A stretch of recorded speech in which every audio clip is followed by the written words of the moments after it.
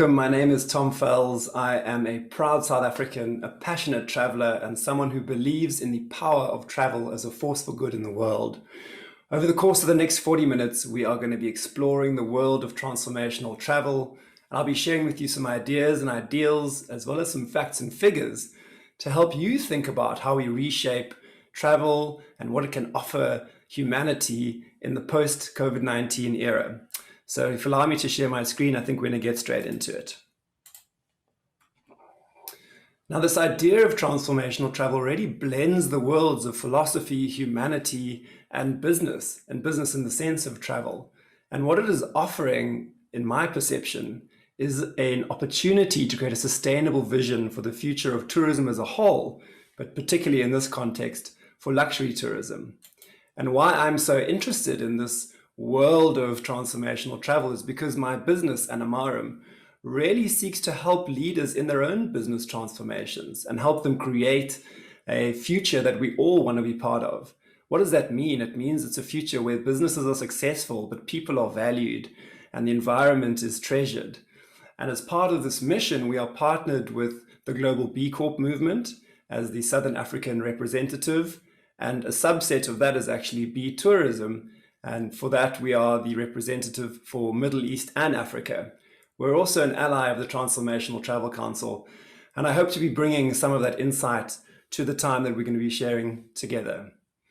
But first of all, I want to rewind the clock a little bit to 2018, where I was fortunate to spend time in the bush with Lee Edelcourt, one of the world's leading trend forecasters. And one of the key insights during the time we spent together was that she felt that the world was sick and needed healing, and that the world of hospitality could offer that platform for healing. And she literally looked at the word hospitality, shortened it to hospital, and invited us to think about how we could create an environment that was restorative, reflective, and would leave people feeling reconnected to themselves. Now, isn't that almost a premonition for what unfolded in 2020, only 2 years later, where the world was almost literally ill. And clearly the pendulum swing had gone so far that somehow some redress was needed. And if you take that thought and you think about how we can address this idea of creating a platform for healing, we need to think about what travel itself means and how it has emerged to become such a big part of our lives. And Confucius says you have to study the past if you divine the future. The very, very earliest forms of travel really were about survival. Survival through the means of subsistence, hunting and gathering. And when the environment you were in no longer provided that opportunity for sustenance, you would move on. It was literally a process of transporting yourself from one place to the next. As time went on and as technology evolved, we were able to access new lands, and people started to seek, conquests, to seek great fortunes. And the idea here was very much that it was about the end destination. What is at the other end of the journey? At the same time, we saw far simpler journeys happening, where pilgrims would set off on an often difficult journey to a special place, whether it was religious or otherwise. But in the way that pilgrims traveled, there was a real appreciation for the journey itself. And they relied so much in simpler days on the generosity of local villages for food and shelter. They spent nights under the stars, and I can be sure that they spent a lot of time deeply thinking about their lived experience. Hundreds of years later, we saw aristocrats start to travel as a leisure pursuit, really bundling up all sorts of their home comforts and luxuries, moving around with servants and traveling for months at a time and returning with trinkets and stories of their incredible journeys and pursuits. And one might say this was the golden age of early travel, but of course it was very excluding in that this was a pursuit for the wealthy who could really afford it. Again, fast forward hundreds of years, and we have the invent of the cabin bag, which really, really is almost the symbol of this idea of fast travel, like a fast food drive-through. It meant that travel was available to the masses. It opened it up to the world through cheap flights, cheap accommodation, package deals, resort deals, and so on. And so many people actually started to see travel as a way to educate themselves, as a way to experience different cultures and destinations. But inevitably, what happened with the enormous movement of people, and in 2019, there was 1.9 billion international arrivals, never mind domestic arrivals, was that we saw this advent of mass travel creating over tourism, where both environmental and cultural sites were completely overrun, where local villages in quaint towns and cities like Venice felt almost pushed out, excluded from living a normal existence in their own cities. And this exploitative nature of travel really started to damage both the reputation of travel, but also the experience that the travelers themselves were having. It detracted from the privilege of travel. It detracted from the mindfulness that one could apply to travel. And then, as we know, in 2020, we saw a radical change. We were quite literally and figuratively grounded. And we had this liminal time of lockdown all around the world where we felt so alone, but also yet so connected. And the numbers are telling of that time. In 2020, there were 1 billion less international arrivals in the world. We know that the effect of this was that there was 1.3 trillion less expenditure, that's in dollars, and 120 to 130 million jobs lost, which is a number that is probably still growing. Surveys undertaken by the WTO indicate that from an African perspective, there's only an anticipated return of international travel in late 2021 or in 2022. And so if you look at the shape of those graphs, almost how they connect, we are at the very bottom part here. And we are quite literally flat on our backs. Some of us are waiting, some of us are going out of business. And from this vantage point, from this pause, a forced pause, I actually want to invite you to take stock and to look up and to imagine what kind of future we want to create together. Because in fact, we have an unprecedented opportunity to change the way that we design travel. We have an unprecedented opportunity to change what travel means in the world. And I think it is high time that we embrace that opportunity and we owned it. And so what I'd invite you to do is right now to press reset and to think about the dimensions of transformational travel that I'm going to share with you and how these can be applied in your own world. We're not doing this just because we feel like it's a good idea. We're doing it because the target markets that we knew so well just 18 months ago have changed. The consumer psyche has changed. The nature of luxury has changed. And in many ways, people who were like us, locked down at home, thinking deeply and introspectively about what it meant to be with family, what it meant to be away from friends and away from work. And the implications of that are things like mental health became a major issue. Searches for anxiety, depression, breathing exercises, nutrition really skyrocketed. And what you see is that there's this kind of reorientation around, am I actually okay? Have I been okay? And this talk about building back better and creating not just a new normal, but a better normal. And I'm a massive proponent of this idea that we can use the hope we have for a brighter humanity to actually fuel us forward.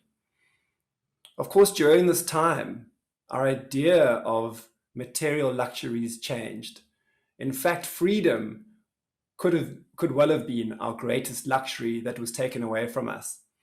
And so the nature of how we consume has changed from material luxuries and conspicuous consumption to, sure, over time, wanting to invest in experiences rather than material goods. But now what I'd argue is that people are really wanting to embrace the idea of transformation and what you as a business, as a service or a product can help them become. The Transformational Travel Council is at the forefront of this movement among a number of allied companies. And they define transformational travel as intentionally traveling to stretch, learn, and grow into new ways of being and engaging with the world. You'll see here that it's actually a philosophy that's not directly embedded in travel. It's using the metaphor of travel, the means of travel, the experience of travel to reshape how we think about how we engage in the world. Through this movement, they are hoping to replace an extractive and exploitative tourism economy with one that is more ethical, more equitable, ecologically sensitive, and empathetic to the needs of not just the traveler, but the destination. It's a movement that encourages travelers themselves to embark on their trips with heart. That is, to be humble, to be engaged, awake, resilient, and thankful. And if I reflect back on the image I showed you of the overcrowded beach, I can't help but think that many of those travelers were not traveling with heart, that it was an extractive or self-indulgent experience.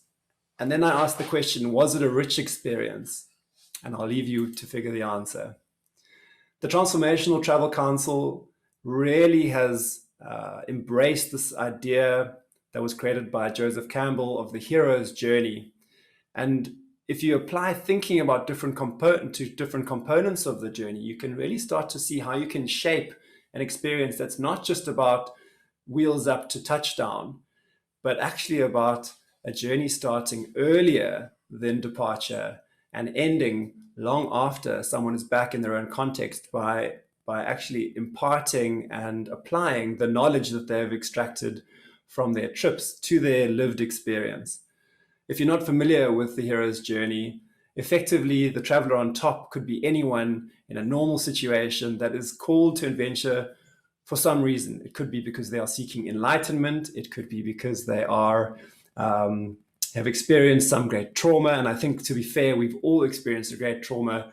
And so when we travel across the threshold next time, we have the ability to think about how we embark upon the trials and tribulations of travel, some of the inconveniences, but the highlights in a far more engaged way that makes it richer and allows us this kind of platform for metamorphosis before returning and hopefully applying so many of our new lessons in how we live and work. So I want to apply this thinking to a couple of different chapters as it relates to travel design, first of all, that deepens the experience. And really, if you think about that hero's journey, at the end of it, and throughout it, in fact, travel offers either the opportunity for new discovery or quite simply rediscovery, the idea that we can reconnect with our true nature, find our authentic selves again, and hopefully live a more pure expression of that. From a design perspective, of course, you want to build in moments of reflection. And there is nothing like a vast, open, wild landscape to do that, that offers them the solitude and the peace to really come down from the active, fast-paced, high-energy life that most people lead and slow down to reflect. Of course, there are so many incredible connection moments that we find through travel, not just with animals through whose eyes we see ourselves, but through people and places that really fill us with awe and ground us in that moment. There is also myriad experiences that provide inspiration to us. And there are very few people, and I probably relate to this very much in the business sense, that will go on a trip to a city or a country that they've never been to and won't bring back new inspiration, new kinds of businesses, new thinking about how things can be done. And so this is one of the richest offerings that travel actually puts in front of us.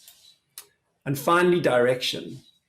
So if you travel and you go through this experience, you're bound to emerge with a new feeling of confidence in yourself and what you want to achieve in the world that provides the direction and the motivation to go after it.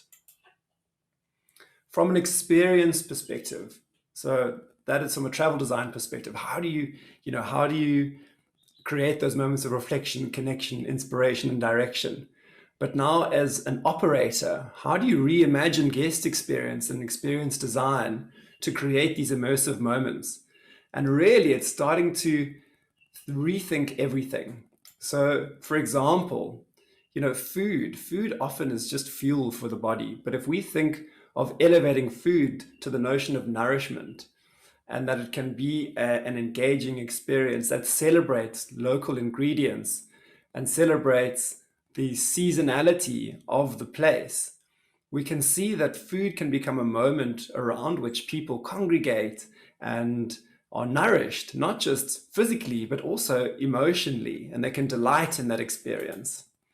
Of course, involving them in local produce, in, for example, the actual process of harvesting different foods, creating a harvest table. This is felt in sea here in the Cape, foraging in Cape Point, in the Fynbos, foraging for seaweeds at this, on the shoreline. Just an incredible experience in education. And of course, then you get to eat it and you get to understand, the provenance of those ingredients because you yourself have been there as they've been harvested. From a community touring perspective, this idea of just dropping your ego, dismounting from your travel vehicle, and joining a village or a town and the people in their flow and in the moment that they're in, spending more time humbly sitting on street corners and with cafes, having conversations, exchanging knowledge, being generous in not just your financial contribution to an area, but actually to your emotional and spiritual contribution to that place. And of course, it's an incredible time to share a smile, to share a story, to share a laugh. And those moments are moments that you will remember through making authentic connections with local people rather than being a tourist on the back of a van, almost extracting the voyeur's view of their lived experience, which of course is not authentic and it's not empathetic at all. It's an incredible opportunity to share what you know and what you've seen in the world with people who might not have had that similar privilege. Rituals are incredibly important in guest design. And if you can involve guests in ritualized, whether it's cultural, whether it's even, within a hotel or lodge experience, where if you can involve them in that and you get a sense of local traditions and culture that are then kept alive because they are authentically supported by the travel economy, that is an incredibly, incredibly deep and rich experience that you can offer to guests. If we think of accommodation, not just as a bed to sleep in, but as shelter, and again, shelter for reflection, connection, and inspiration, we think of this idea of elementality, bringing the elements in and also expanding the horizons so that people can feel at one with something far bigger than themselves. And so shelter is the metaphor that I would think about for how we think about building lodges, hotels, and other tourist infrastructure. Of course, from an operational perspective, we can deliver this experience authentically because there's no use designing a travel experience around the realm of kind of really extending an inner and outer journey if when you arrive there is some sort of disconnect with the experience that you actually are being delivered. And so this is about walking the philosophical talk. It's one thing to say that we are sustainable and we are visionary and we are purposeful. It's another thing to do it. And so to offer this platform for transformation, you have to reimagine, you have to adapt, we have to create, and very importantly, we have to measure.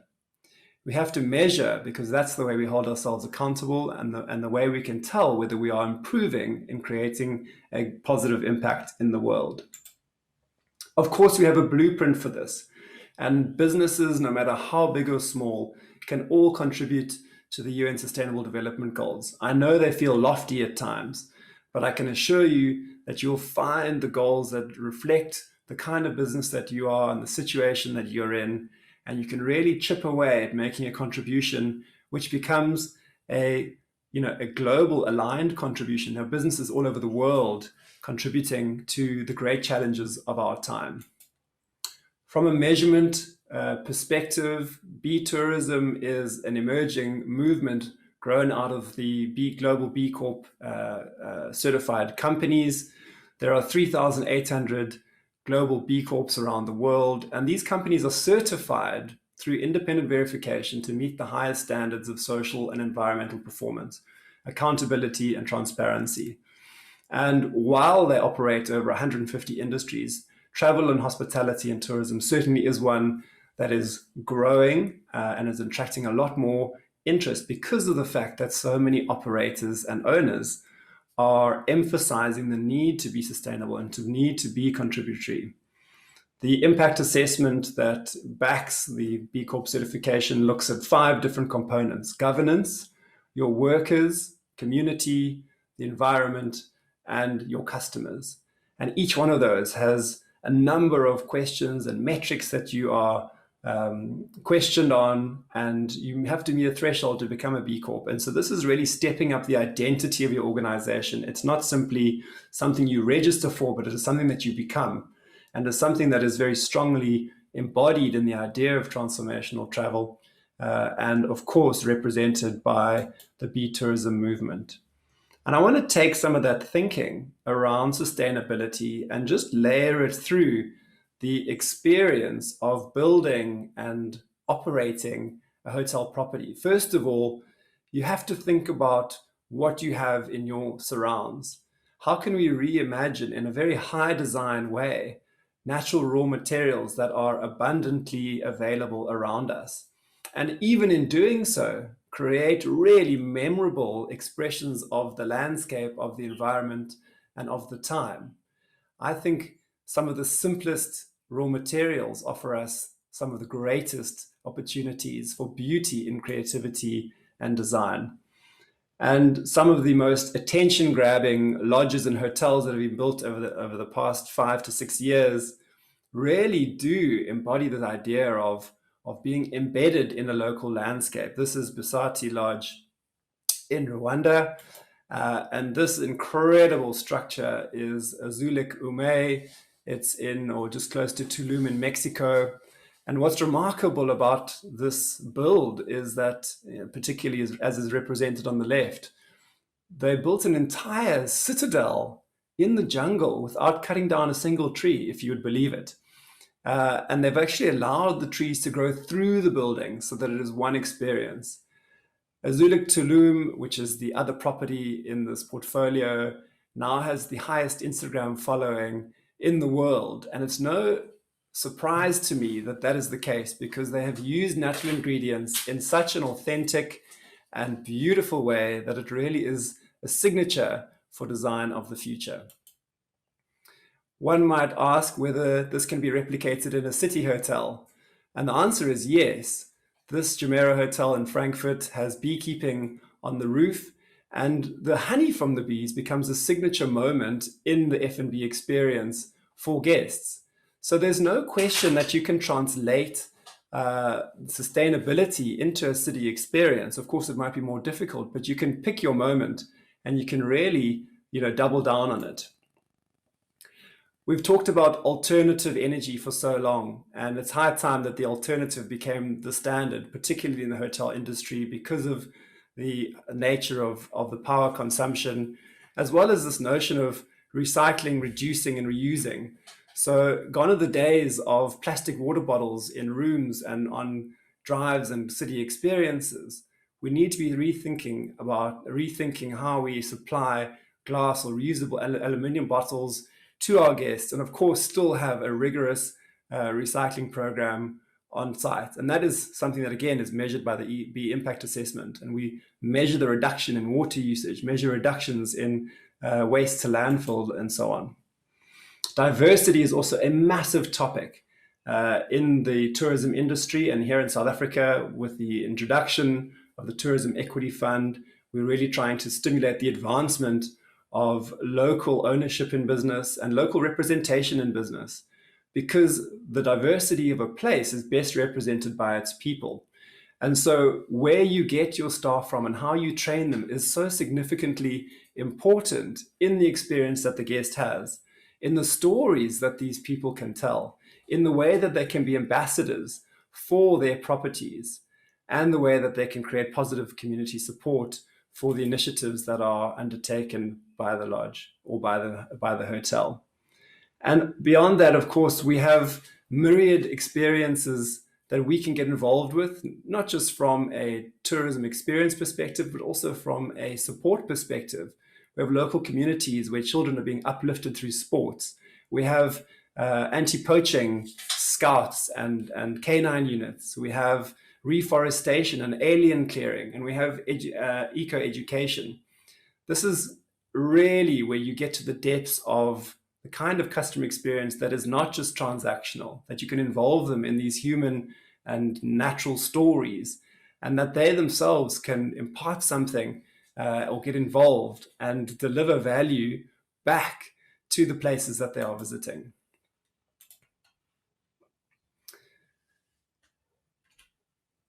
So I'd just like to go back. So I'd like to sum up with an invitation and a challenge, and really to have you think about how we can create prosperity by doing good business, but doing business that does good as well, that celebrates the place and protects the place within which it exists, and that highlights and brings to the fore people as not just travelers, but as hosts, as local communities, and as a population of enlightened people, all striving to achieve a more prosperous life with more inclusivity and greater joy. And I'd like to leave you this one thought. I believe that travel is how the world rediscovers its humanity. But we need to design for it. We need to measure ourselves and hold ourselves accountable. And we also need to travel as though we are also embracing these principles. And if we do that, if we can create a value chain that starts with ourselves, first of all as individuals, second of all as travel professionals, and third of all as travelers ourselves, we can create a remarkable future for travel, for ourselves, and for humanity. And I'd like to invite you to get in touch if you'd like to discuss this anymore. I think I'm going to leave that as it is and hand back over to the organizers. Thank you so much for the time. I hope you've enjoyed what we've had to share.